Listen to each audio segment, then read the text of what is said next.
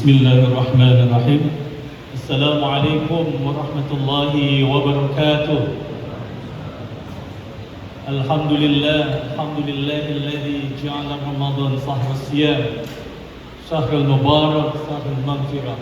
Asyhadu an la ilaha illallah wahdahu la syarika lah wa asyhadu anna Muhammadan 'abduhu wa rasuluhu la nabiyya ba'dah. Allahumma salli ala sayyidina Muhammad wa ala ali sayyidina Muhammad. Rabbi israh li sadri wa yassir li amri wahlul 'uqdatam min lisani yafqahu qawli, amma ba'd. Jamaah salat Isya dan salat sunnah tarawih Masjid Jami'ul Azkar yang senantiasa dirahmati dan dimuliakan Allah Subhanahu wa taala. Pada kesempatan malam hari ini pemateri mendapatkan yaitu tema tentang mengenal beberapa rukun salat. Jadi salat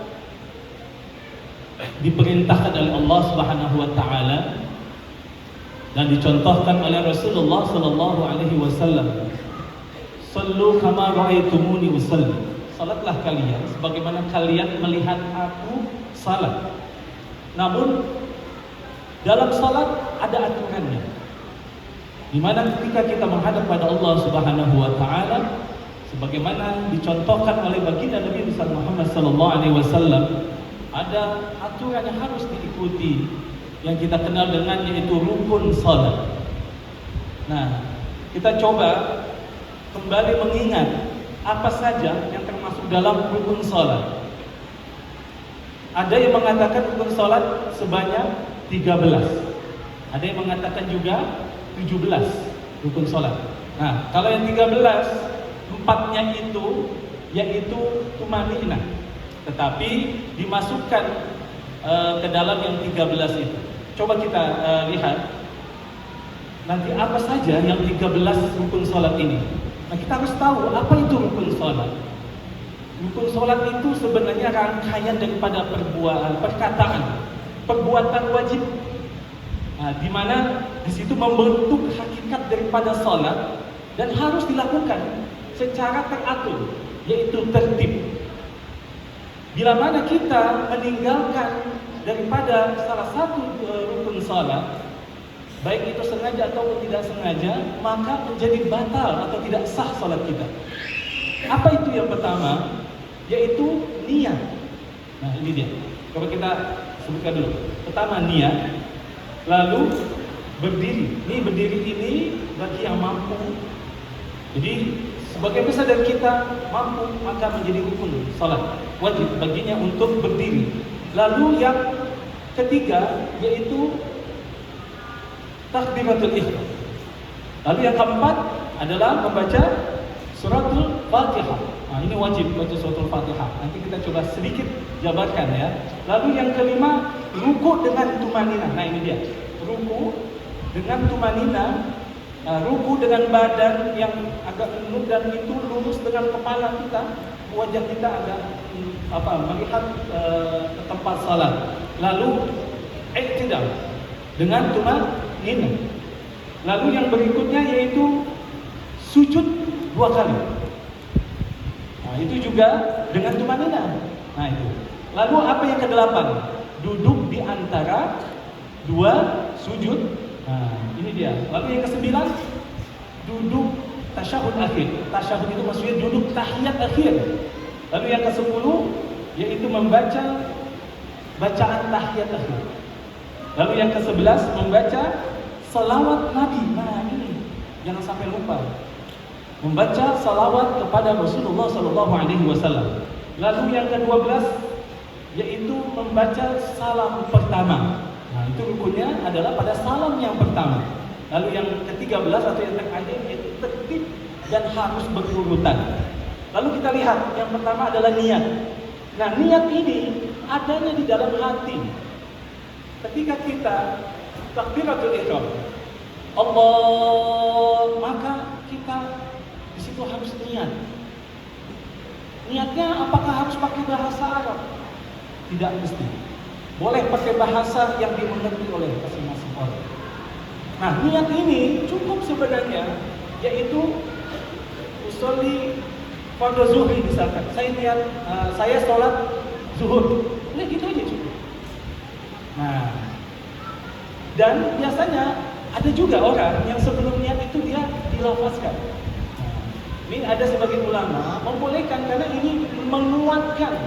Karena boleh jadi ada orang yang ternyata ketika dia niat Allah, dia nggak yakin, dia ulang lagi Allah, dia merasa ragu.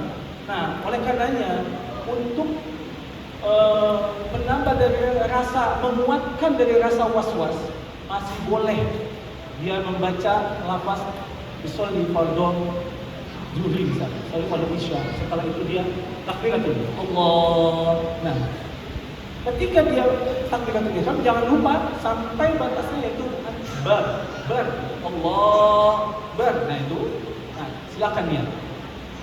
Sebenarnya ulama juga selalu menyampaikan tidak memberatkan. Sudah dibayang dalam pikiran dia, dalam hatinya dia, dalam hatinya saya sedang salat, niat salat zuhur misalnya. Itu udah masuknya. Enggak mesti kumit sampai lillahi ta'ala. Panjang sekali. Nah, yang wajibnya itu niat dalam hatinya, dia sholat maka sudah termasuk itu. Lalu apa yang berikutnya? Berdiri jika mampu. Lalu bagaimana posisi berdiri yang dibenarkan? Nah, jadi menurut Syekh Zainuddin Maliban dalam kitab Irsyadul Ibad atau Fathul Mu'in, bahwasanya posisi kaki kita itu sejajar dengan sejajar berdiri tegak begitu. Ada jarak antara kaki kanan dan kaki kirinya yaitu shibron, 1 jengkal. Tidak untuk laki-laki, shibron ada jarak lebih 1 jengkal untuk laki-laki. Lalu bagaimana dengan perempuan ibu? Yaitu dirapatkan kakinya bawahnya. Nah, ini masuk akal juga sebenarnya. Ya, yang laki-laki ada jarak sinkron gitu. Yang perempuan dirapatkan. Mungkin kalau dirapatkan laki-laki mungkin ada rasa kurang nyaman ya, agak ganjel sedikit gitu. Nah, ini logika juga begitu. Allah sudah mengatur itu dengan baik dengan rapi. Masya Allah. Nah, ini yang harus kita perhatikan. Ini bagi yang mampu. Bagaimana dengan yang tidak mampu? Nah, itu pengecualian. Boleh bahkan sampai niat kedip saja kalau memang dia tidak bisa sambil tiduran, miring atau tidak bisa duduk. Nah, itu pengecualian. Yang penting dia sudah niat untuk melaksanakan sholat. Lalu yang ketiga, singkat saja yaitu takbiratul ihram. Nah, ini harus diucapkan jemaah sekalian. Allahu Akbar. Nah, tapi harus diingat. Ini kan ada mazhab yang berbeda. Kalau di Mekah mungkin ya, ada orang yang Allahu Akbar-nya cepat banget. Allahu Akbar, begitu. Mungkin bapak-bapak pernah melihat itu. Nah, Imam Malik dan selain Imam Syafi'i itu begitu, boleh. Nah, lalu kita lihat takbiratul ihram diucapkan dengan kalimat Allahu Akbar, tidak boleh pakai bahasa selain bahasa Arab. Ini bapak-bapak sekalian pernah dengar ceramahnya almarhum Bapak Kiai Zainuddin, luar biasa. Andaikan boleh, kacau juga itu. Yang imam orang Betawi, Allah gede banget. Nah yang di belakang, mohon maaf mungkin orang Jawa beda lagi, orang Padang beda lagi. Allah nanggadap. Wah, ini sepertinya banyak hikmah. Nah, itulah luar biasanya Allah. Lanjut kita lihat yaitu yang keempat, membaca suratul Fatihah. Nah, ini harus diperhatikan para jemaah sekalian. Salat yang kita lakukan tidak boleh membaca Fatihah dalam hati. Harus diucapkan dengan lisan kita dan terdengar minimal oleh telinga kita sendiri. Begitu. Nah, ini kecuali imam. Kalau imam memang dengan yang sholat-sholat zahar ya, itu didengarkan. Nah, sholat-sholat zuhur, asar, nah ini minimal didengar oleh kuping kita sendiri. Apabila itu belum tercapai, hati-hati jangan sampai sholat kita tidak sah. Belum lagi bacaan Fatihah kita. Tolong diperhatikan anak-anak kita. Tolong disimak, diperhatikan, dicek bacaan Fatihah anak-anak kita. Coba dengarkan, mulai dari Bismillah. Karena Bismillah itu bagian daripada suratul Fatihah. Bismillahirrahmanirrahim. Alhamdulillahi Rabbil Alamin. Ujung-ujungnya harus panjang, minimal 2. Kalau alamin, salah. Alamin. Ar-Rahmanir-Rahim. Maliki yaumiddin. Iyyaka na'budu wa iyyaka nasta'in. Ihdinas siratal mustaqim. Siratal ladzina an'amta 'alaihim ghairil maghdubi 'alaihim waladdallin. Begitu, jamaah sekalian. Berikutnya, yang kelima apa? Boleh kita lihat. Ruku dengan tumanina. Nah, ini tumanina. Sebenarnya itu apa sih tumanina? Diam sejenak. Diam sejenak. Berapa lama itu tumanina? Minimal sekali. Selama 1 kali bacaan tasbih. Subhanallah. Udah cukup itu. Tapi lebih bagus lagi. Nah, kalau kita baca subhanallah wal azim wa bihamdi sampai 3 kali. Nah, itu lebih bagus. Nah, itu dengan tumaninah, hati-hati. Kalau tidak tercapai tumaninahnya, dikhawatirkan sholat kita tidak sah. Persoalan, mungkin saudara-saudara kita ada yang sholatnya begitu cepat. Nah, itu beda lagi. Saya nggak masuk ke ranah itu. Mungkin ustaznya punya dalil tersendiri, tapi saya tidak mengikuti hal itu. Karena saya sangat khawatir sholat yang kita lakukan begitu cepatnya, tumaninahnya tidak terpenuhi. Lalu yang berikutnya apa? Yaitu i'tidal. Sami Allahu liman hamidah. Nah, jangan lupa dan bangun sami Allahu liman hamidah. Tumaninah lagi. Jangan buru-buru. Nah, itu ada bacanya Rabbana lakal hamdu dan seterusnya. Nah, boleh tangannya ada yang begini, ada yang sunahkan begini. Kenapa alasannya begini? Nah, ini boleh jadi saya sering juga menjumpai ketika dia bangun dari rukunya, tangannya ini bergerak. Nah, lebih dari 2 kali. Nah, ini dikhawatirkan menjadi gerakan di luar sholat yang membatalkan sholat kita. Begitu. Lanjut, yaitu sujud 2 kali. Perhatikan, jangan sampai ini kening kita terhalang oleh sehelai rambut. Atau andaikan sorban ini saya pakai lalu sujud dan ini nempel di bawah kening saya, maka saya batal, tidak sah sholat. Kecuali sorban ini sudah diletakkan di awal. Paham ya? Hati-hati memakai ini sorban. Jangan sampai sorbannya ketika sujud justru menghalangi antara ini dan tempat sujud. Kecuali sorbannya diletakkan di awal sebelum sholat. Nah, itu tidak masalah. Nah, setelah sujud, rukun berikutnya duduk di antara 2 sujud.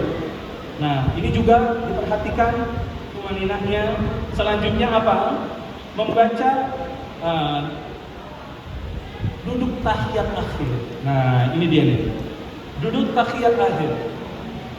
Rupanya duduk tahiyat pertama itu bukan rukun. Hati-hati. Kalau ada imam tahiyat pertama dia lupa. Dia langsung bangun. Nah, kalau dia langsung bangun, ya, nggak apa-apa. Jangan kalau dia sudah berdiri tegak nggak apa-apa. Misalkan subhanallah dia otaknya udah terlalu cepat, berdiri tegak nggak apa-apa. Nanti di akhir dia melakukan sujud sahwi. Nah, tapi kalau memang misalkan dia langsung duduk, nggak masalah. Sebelum berdiri tegak, setengah dia mau berdiri, baru ingat, dia duduk. Tapi nanti dia sujud sahwi. Nah, yang nggak boleh adalah ketika dia sudah berdiri tegak, dia ingat dia langsung duduk. Nah, ini yang tidak boleh, batal salat. Karena ini sunnah, begitu. Baik, jadi tidak boleh ibaratnya mencari jarum, tetapi malah tampak yang hilang. Yang sunnahnya dikejar, tapi yang wajibnya malah disalah begitu. Lanjut kita kepada yang berikutnya, yaitu membaca tahiyat akhir. Nah, ini rukun Bapak Ibu sekalian. At-tahiyyatul barakatus salawatut thayyibatu lillah. Assalamualaikum ayuhan nabi wa rahmatullahi wa barakatuh dan selanjutnya. Nah, lalu yang berikutnya yaitu membaca sholawat Nabi pada tahiyat akhir. Nah, batasnya, nah mungkin saudara-saudara kita ada yang kok tahiyat waktu sholat tarawih itu ya cepet banget gitu, udah assalamualaikum warahmatullahi. Rupanya memang boleh sampai Allahumma salli ala Muhammad atau Allahumma salli ala Sayyidina Muhammad. Boleh gak pakai Sayyidina? Boleh. Gak pakai Sayyidina juga boleh. Yang pakai Sayyidina hadisnya juga boleh. Rasulullah pernah dalam hadisnya mengatakan kalau beliau adalah Sayyid, penghulu daripada anak-anak cucu Adam. Nah ini boleh. Jadi jangan dipersoalkan mengenai kalimat Sayyidina ataupun tidak dipakai kalimat Sayyidina. Lanjutnya yaitu membaca salam pertama. Nah ini rukun. Nah tapi ada aturannya. Ketika kita salam, assalamu alaikum. Nah gitu. Assalamu alaikum warahmatullahi. Jadi kum pas posisi tengok. Assalamu alaikum warahmatullahi. Nah ini rukun. Yang kedua sunnah. Assalamu alaikum warahmatullahi. Nah makmum setelah salam kedua begitu. Nah imam harus pengertian. Jangan salam keduanya berlama-lama begitu. Lalu yang terakhir yaitu tertib berurutan. Jamaah sekalian, tidak boleh tidak berurutan atau selang-seling diganti-ganti, itu tidak boleh. Itu karena bisa membatalkan salat kita. Nah itu saja yang bisa saya sampaikan. Jadi paling tidak ini harus diperhatikan karena terutama yang diucapkan, yaitu rukun qaulinya saya masih menjumpai gitu, karena mungkin ketidakpahaman, ketidaktahuan, banyak yang masih membaca rukun qauli itu di dalam hati surah Fatihah. Jangan mulai sekarang karena sudah tahu ilmunya ini. Jadi diucapkan minimal terdengar oleh telinganya sendiri. Mudah-mudahan manfaat. Yang benar itu datangnya dari Allah, yang salah datangnya dari saya sendiri sebagai hamba Allah yang penuh dengan khilafan. Mudah-mudahan bermanfaat. Yang lebihnya mohon maaf. Billahi taufiq wal hidayah. Assalamualaikum warahmatullahi wabarakatuh.